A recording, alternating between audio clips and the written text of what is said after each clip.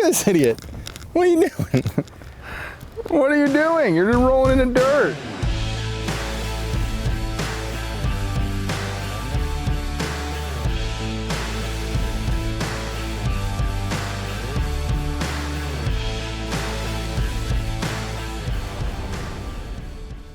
Welcome to episode 4. Appreciate having yous here. Super pumped. We're finally going to get to making this outside kind of look pretty. We've got the rain escape and the decking down. Now, in the correct process of building a deck, it is time to hang some stringers. We're also going to be doing fascia and railings in this, and we're getting a little bit squirrely with literally all of it. First thing we want to do, though, is set our rise and run for our steps, and then pour a pad, because you got to land it on something solid. We're going to use a little bit of a, what's the word I'm looking for? We're just going to kind of wing it. Yeah, that might be the word. We're going to wing it to figure out where this thing's going to land, but all in all, we should be okay. Let's burn some screws and mix some concrete. All right, so basically what I'm doing here is I've got a semi kind of level board sticking off of where the deck's going to come out. It's 7 feet. I did a little bit of rough math. This should land us right at the middle of where our stairs are going to be. I'm going to throw a little mark on the ground, and then what we'll do is we'll build the form box and then kind of lay it out, dig a hole, damper it down with some gravel, get that thing leveled and squared, and blah, blah, blah.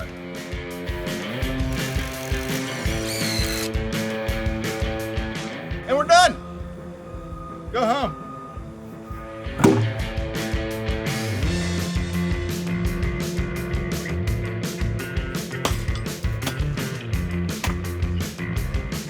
I feel like Stanley Yelnats here, just digging up holes.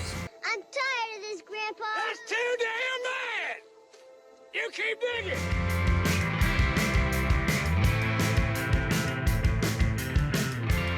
Well, let's have a mix of concrete. Every Italian knows concrete. My grandfather insists on helping with concrete projects.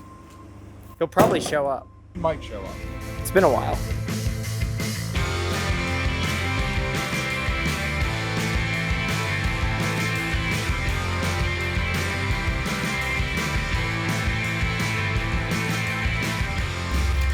John, why in the hell are you using a pick? A hoe was 40 bucks. That's an overpriced hoe. And everyone knows you never pay overpriced for a hoe.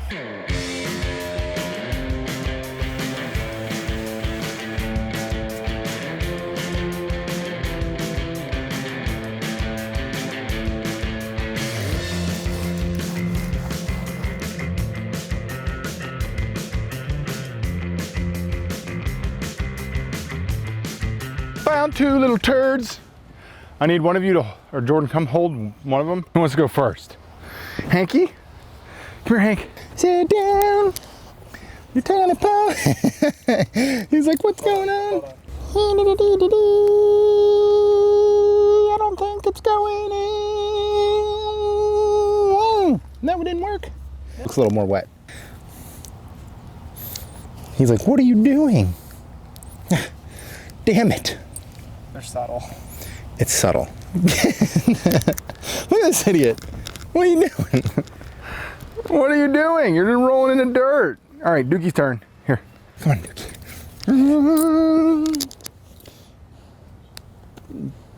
Dookie doo.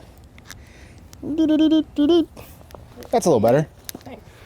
Well, the effort was there. Okay, kiddos, so we're back to this board that's sticking out from my deck. And what we're gonna do now is find what's called the rise off of our platform. This is 69 1/4. Next thing you do is you bust out your cell phone and you call your buddy that knows how to do this. I'm kidding. Decks.com, it's a Trex website for decks, weird, has a tool that will literally calculate this stuff for you. I don't know if that's gonna focus, but here is the measurements we're looking at. And ignore any lewd comments and text messages coming in because they never stop. My friends are all jagoffs. We're gonna take our stringer length, which is 8'4" and 15/16. So we'll cut a piece to 18.5. And then what we'll start doing is laying out our stairs based on that. Pretty simple. The 2 most important things is that from the research I've done on stairs are rise and run. Rise is gonna be the rise, how high up it's going to run, how far back it's going. Comfortable rule of thumb is that you want your Well, one, you should never have your rise per tread be over 8 inches. And you want generally, if you have a deeper step, which would be your run, you want to have a more shallow rise. The rule of thumb is like 18 inches total. If you have a 12-inch deep step, you have a 6-inch tall riser. If you have a 10-inch deep step, you have a 8-inch riser. So our math equation spewed out the numbers for us using that little tool. Step run is 10 inches, and our step rise is 7 inches and 11/16.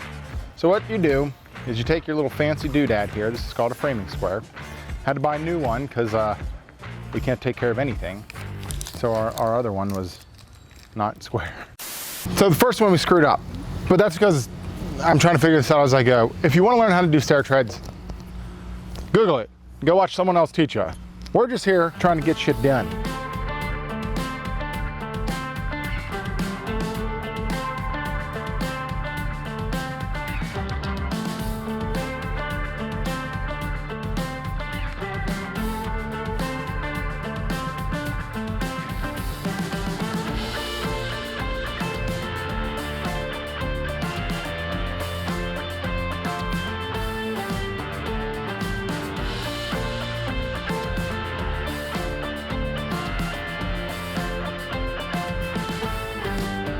Good morning, ass clowns. Big day today. We're getting the stairs in, so we actually have a way to access the little deck over here. So what we're doing is just laying out. We're using these hangers. Gonna get these all mounted into where they go, roughly, and then we will get the stair stringer assembly thingy here strung up, screwed in, and then we should be hopefully getting to, I don't know, we're gonna do railings first or decking on the stairs first? We got to do that first. We'll tread the stairs first, because we had to fart around with some stuff so we can land our posts where we want them and whatnot. But should be getting this thing buttoned up here quickly. Super friggin' excited. And I'm also excited because we now have Ass Clownery shirts available. This is the new design. Link down below. Grab yourself one. Now, let's get to work.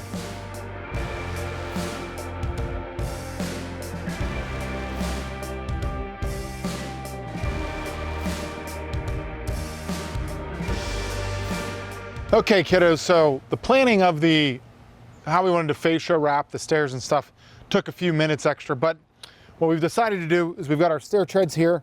Before we put these down, we got a waterproof. Got to hide these grooves. And so when you buy your material, you buy the caps. It's the same thing we use on our picture frame. And then what we're gonna do is encapsulate our stairs with our fascia board on the outside. And then when we do our tiered fascia on the deck, we're gonna try to make that look as beefy and seamless as possible. So, first things first, stair treads. Gotta go down.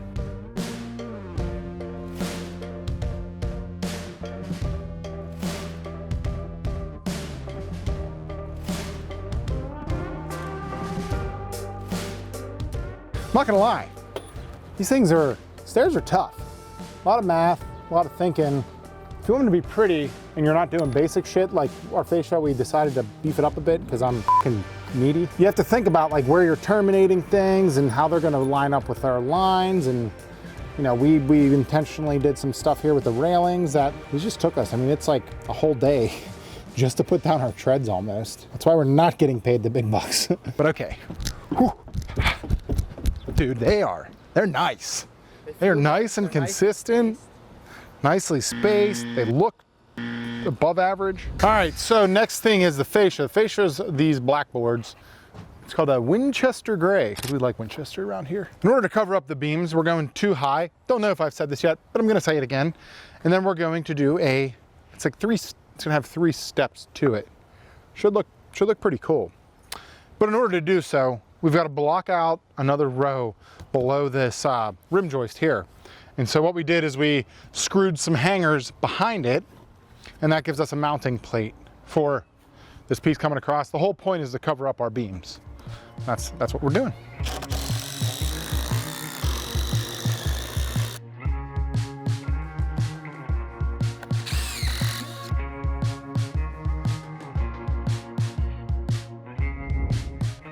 All right, so after 6 7 tries? We finally got this, this part of the fascia to work and do what we wanted.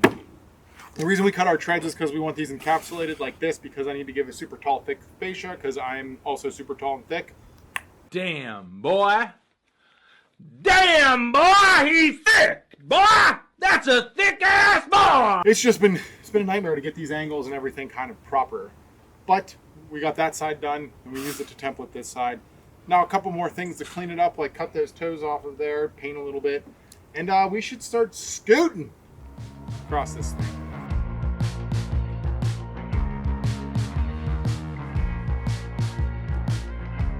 All right, clowns. So this piece here is obviously not going to extend out like that. What we're going to do here is cut it down.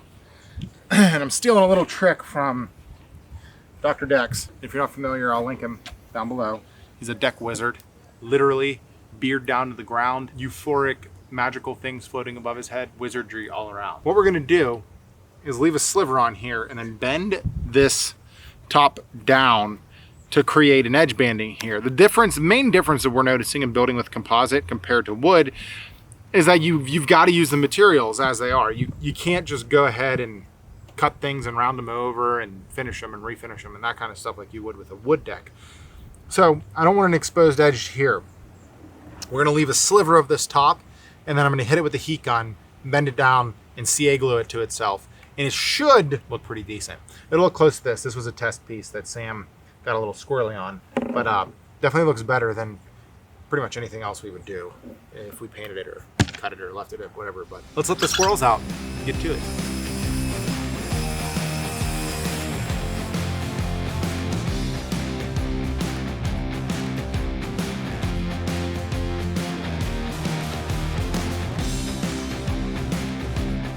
So now that we have our stairs encapsulated in fascia, we're going to work our way back from the corner. Corner is going to be the hardest part. This is the only corner on the deck. We're also going to have butt joints because my material is only 12 feet long and I like big butts and I cannot lie. I'm going to start with the corner piece on the bottom. We'll get that fixed and we'll just make sure we have a nice, clean, perfect cut in order to butt into. As long as this is over 44 inches, I think was the measurement, or 42 inches, we should have enough to cut and then kill our first fascia board into stairs. In order to make sure we're butthole tight, because that's the only acceptable tightness, we're going to cut this first piece at 46 degrees. If you're wondering, it's because we don't actually care if the back of this miter touches. We want to make sure that the point touches and we get a nice clean edge. Stole this tip off of, I think the Samurai Carpet.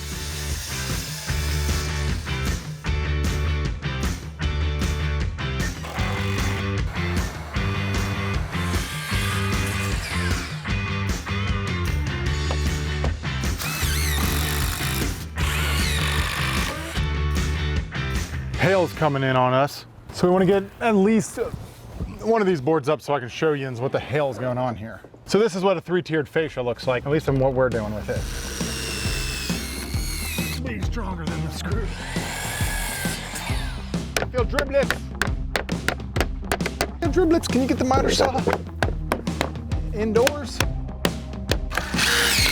It does look like some crown molding on steroids.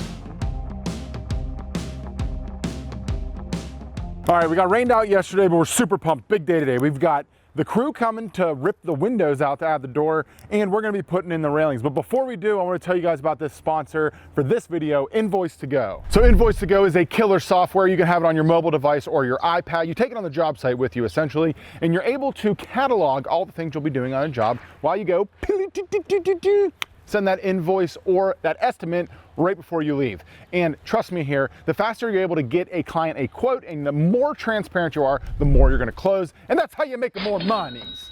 And we like monies. There's all kinds of features in the app, everything from reporting, like I said, time tracking, all kinds of goody stuff there we're not gonna get into here. But if you're interested in checking it out and wanna save 30% on your annual membership, you can use the code Malecki Special, that's me and special, because I'm special, and you can get 30% off your annual membership, and that's good through the end of 2020. So stop putzing around, go make more money, go close more jobs, go be more awesome, and download Invoice2Go. Now, let's get to building. All right, guys, so we're mounting posts, and this is upside down. This is essentially how these work. we've got the post here, and then they send these brackets with the post. Essentially what you're doing is you just mount, you take a mark where these are going to go, you drill a hole down through, you have to have double flat blocked on the external there. You have your flooring or your decking will be between there. Boom, drop these in, and then they have bolts and washers, and you're good to go. So we're just going to buzz around, get the rest of these done.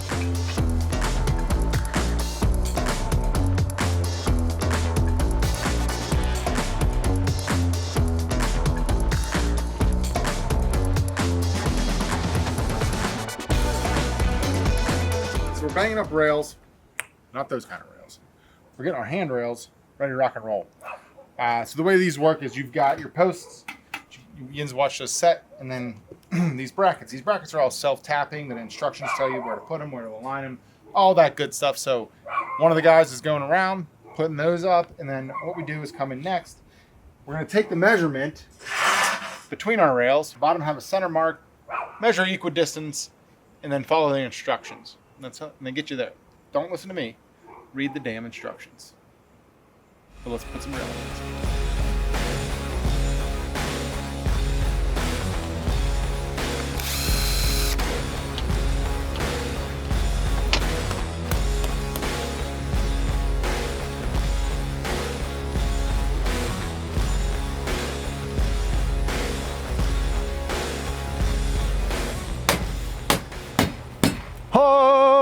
And that's going to be a wrap for this video. Don't worry, I didn't forget about Yins. If you want to enter the giveaway for the Pit Boss Pro Series Combo Grill, comment meat sweats down below. And if you're wondering why I'm standing in this massive void of railing, it's because we're doing a built-in grill station. So be subscribed, because that's the next episode. I'll see you in there.